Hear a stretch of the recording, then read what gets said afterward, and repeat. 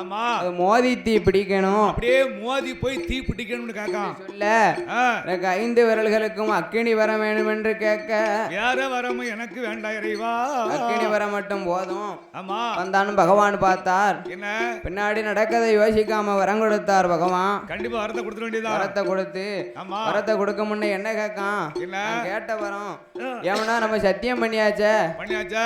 பார்வதி மேல சத்தியம் பண்ணிட்டோமே, சரி இப்ப நம்ம வரத்தை கொடுத்து தான் ஆகணும் கொடுத்தானே ஆகணும் என்று சொல்லி வரத்தை கொடுத்தார். ஆமா வரத்தை கொடுத்த போது சரி சந்தோஷத்தோட வரான். ஆள்காட்டி விரல் எடுத்து நீட்டிக்கிட்டே வாரான் வல்லரக்கன். யாரு எரிப்போம்னு விரல அப்படியே நீட்டிக்கிட்டே சுத்தி பாதாள வளத்துக்கு வந்துட்டான். ஆமா ஊருக்கு ஒரு பெயர் இருப்போம்ல.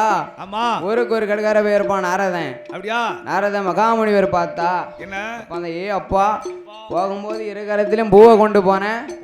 இப்ப ஆள்காட்டி விரலை நீட்டிக்கிட்டே வாரே என்ன ஐயா என்னப்பா அப்படி கேட்கும் போது என்ன பகவான் எனக்கு வரம் கொடுத்தார். உனக்கு பகவான் தந்தாரா? என்ன வரம் கொடுத்தார் என்று கேட்டா சரி பகவான் எனக்கு அக்கினி வரம் கொடுத்தார் என்று சொன்னான். சரி அப்பதான் பார்த்தாரு. ஓடா முட்டா பேர அந்த பகவானாவது உனக்கு வரம் கொடுக்கதாவது. அப்படியா? அவரே 2 நாளா பைத்தியம் பிடிச்சு போய் அலைதாரு. அவர் எங்க உனக்கு வரம் கொடுக்க அதான பார்த்தேன் என்று சொல்லி இப்பதான் பார்த்தாரு. என்ன நீ பகவான் கொடுத்த வரம் உண்மையானா? ஆண்டவன் வரம் தந்தது உனக்கு உண்மைன்னு சொன்னா. உண்மைன்னு சொன்னா நீ என்ன பண்ணுதனா பகவான் மேல பரிசோதனை பண்ணிப்பாரு. உனக்கு வரம் கொடுத்த யாரு கொடுத்தா? பகவான் வரம் கொடுத்தாரு. அப்ப அவரைத்தான் நீ குறி வச்சு எரிக்கணும். ஆண்டவன் மேல நீ பரிசோதனை பண்ணிப்பாரப்பா ஆமா என்று சொன்ன போது என்ன பகவானுக்கு ஆப்போச்சு விட்டுட்டான் நாரதன். பார்த்தான் பகவான் என்ன செய்தான்? நேரா போறான். ஆமா அப்பந்தான் பார்த்தாரு பகவான். அப்பா நம்ம கொடுத்த வரம் நம்மளை கொள்ளதுக்கே வருது. நம்ம கொடுத்த வர கொண்டு வளர்த்த கிடா மாறுல பாஞ்ச மாதிரி நம்மளை எரிக்க வளர்த்த கிடா மாறுல பாஞ்ச மாதிரி நம்மளை எரிக்கிறதுக்கே வாரானே. அப்ப நம்ம நின்ன முடிஞ்சா நம்மளை எரிச்சு போடுவான் என்று சொல்லி பகவான் என்ன செய்தாருன்னா ஓட ஆரம்பிச்சாரு. கைலாசத்தை விட்டு ஓடுதாரு. நல்ல காய் வெட்டி இழுத்து சாறு பாஜி கட்டினாரு. எப்படி ஓடுதாரு தெரியுமா ஐயா? எப்படி ஓடுதாரு? ஐயா காளைங்கன்னு வாகனத்தில் கடவுள் பகவான் ஓடுவா. காளை வாகனத்தில் கடவுள் சீவன் ஓடுறா. சிங்கமுக வாகனத்தில் பத்திரகாளி ஓடுவா. சிங்கமுக வாகனத்தில் காளி தேவி ஓடுறா. வெள்ளையான வாகனத்தில் தேவேந்திரன் ஓடுவா. வெள்ளையான மிதிலேறி தேவேந்திரன் ஓடுறா. பச்சை மயில் மீதிலேறி சுப்பிரமணிய ஓடுவா. பச்சை மயில் மீதிலேறி சுப்பிரமணியன் ஓடினா. எருமகடா வாகனத்தில் யமதர்ம ஓடுவா. எருமகிடா மீதிலேறி யமதர்மன் ஓடுறா. 8 நாளா நெட்டோட்டம் ஓடுவா. 8 நாளா நெட்டோட்டம் ஓடுறா. 8 நாளா எல்லா தேவர்களும் கைலாசத்தை விட்டு ஓட்டம் பிடிச்சாங்க.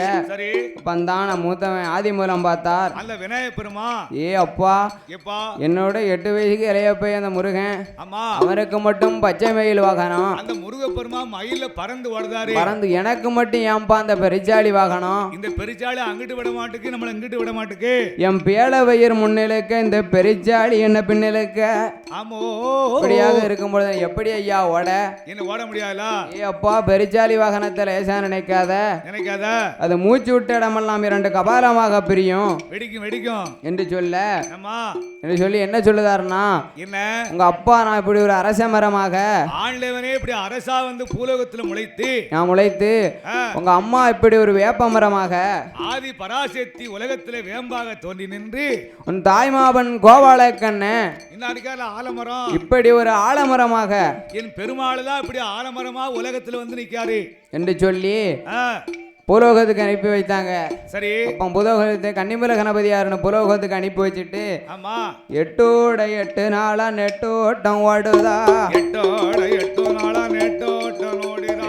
ஓடிக்கொண்டு போனமானா உடல் இழைத்து போகும் என்று ஓடிக்கொண்டிருந்தமான உடல் இழைத்து போகும் என பக்கம் வந்த தேவர்களை நந்தவன தோட்டமாக்கி வந்த தேவரெல்லாம் நந்தவன தோட்டமாக்கி தலையில் உள்ள கங்கையர தரையில் இறக்கி வைத்து தலையில் உள்ள கங்கையர தரையில் இறக்கி வைத்து அக்கினியால் குளிர்ந்தமான தண்ணீர குளிர செய்வா. அக்கினியா இருந்தவன தண்ணீர குளிர செய்வா. அரளிக்குள்ள இருந்தமான அரக்கம் வந்து எரிப்பான் என்று அரளிக்குள்ள இருந்தமான அரக்க வந்து எரிப்பான் என்று அரளிக்குள்ள இருந்தமான அரக்கம் வந்து எரிப்பான் என்று சொல்லி செவ்வரளி புஷ்பத்துக்குள் சிவலிங்கமாய் போய் விழுந்தார். ஆமோ விழுந்து ஆமா பார்த்தார். என்ன தங்கச்சி பகவானை தேடி பார்க்கா. ஆமா இங்க தேடி பார்வதி பகவானை தேடி பார்க்கா.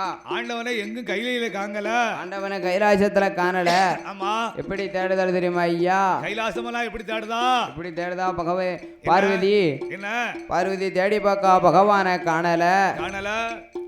ஆதி கைலாசமெல்லாம் தேடி பார்த்தா காணாம அருவாளாம் பார்வதியா அச்சுதனார் தங்க அரணாருடமானவே அச்சுதனார் தங்க அரணாருடமானவே அச்சுதனார் தங்கை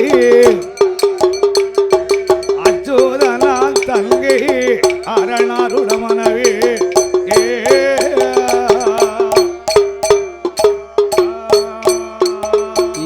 பாதி கையில் ஆஜமெல்லாம் பகவானை தான் தேடி பார்த்தா பகவான காணாம அருவாளாம் பார்வதியா பச்சை மலர் தங்க பகவானுடமானவே பச்சை மலோட தங்க பகவானுடமானவே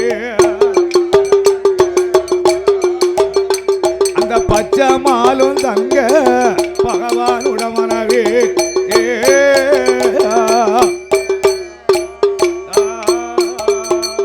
படியாக தேடி பார்த்தார் பகவான.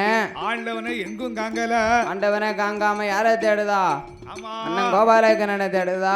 அண்ணாவை நினைத்து அண்ணன் இந்த அண்ணனை ஒருவனால மட்டுமே தீர்க்க முடியும் என்று சொல்லி அண்ணனை எப்படி அழைக்கா?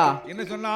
ஏ பார்வதியால் அழைக்கும் சத்தம் கேட்கல, ஈஸ்வரியால் அழைக்கும் எம் பெருமாளை கேட்கலையா? கோமதியால் அழைக்கும் கோமதியா கோபால கேட்கலையோ? கோபால கேட்கலையோ?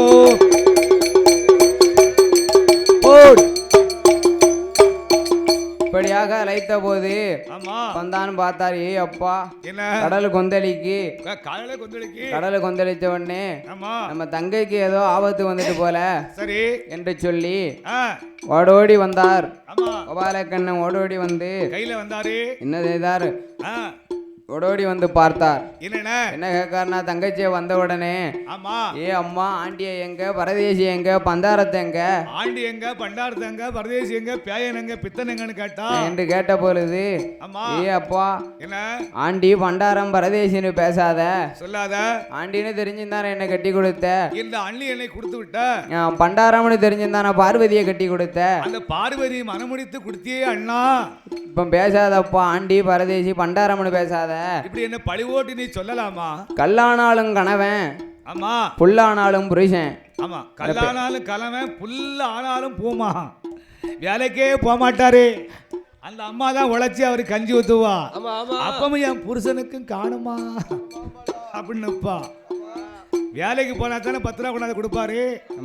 அவரு என் கணவனுக்கு காணுமான்னு காலை தொட்டு வணங்குவா என்று சொல்லி அம்மா பேசாதம்மா, என்ன அவரை பேசாத நீ அப்படின்னு என்ன சொல்ல. அப்படிலாம் புரிதன பேசாயிரும். ஆண்டவன் எங்க இருந்தாலும் அழைத்து வர வேண்டியது என் பொறுப்பு. அவரு குடும்பியை பிடிச்சி இழுத்து கொண்டாந்து ஒப்படைக்க வேண்டியது என்னோட பொறுப்பு என்று சொல்லி வந்தான். பகவானை பார்க்க கிளம்புதார். ஆமா பகவானை பார்க்க என் பெருமாள் எப்படி வராரு? பகவானை பார்க்க என் பெருமாள் என்ன செய்தார்னா, என்ன பகவானை பார்க்க எப்படி போனா ஆமா முடியாது என்று சொல்லி யாரு நம்ம பாத்துக்கிடுமா? பகவானை எப்படி பார்க்க வரார்? என்ன அயர்பாடி பெருமக்களிட யசோதையால் நாட்டாமன் அந்த கோணாரின் மனைவி யசோதையால் இடத்துல அந்த வசதியாளுக்கு இருந்த மாதிரி ஆமா ஆடு மேய்க்கும் ஆயர் போல, ஆமா ஆடு மேய்க்கும் ஆயர் போல, கன்று மேய்க்கும் நம்பி போல ஆமா வாரார். கண்ண பெருமான் தன் வடிவெடுத்து ஆடு மாடலை பத்திக்கிட்டு எப்படி வாரார் தெரியுமா ஐயா? எப்படி வராரு? ஆடு மேய்க்கும் ஆயர் போல, ஆடு மேய்க்கும் ஆயர் போல, கன்று மேய்க்கும் கோணர் போல, பசு மேய்க்கும் நம்பி போல, பச்சை மாலும் வாரார், பச்சை மாலும் வார பகவான பகவான பச்சை மாலும் தேடுவார். போடு போடு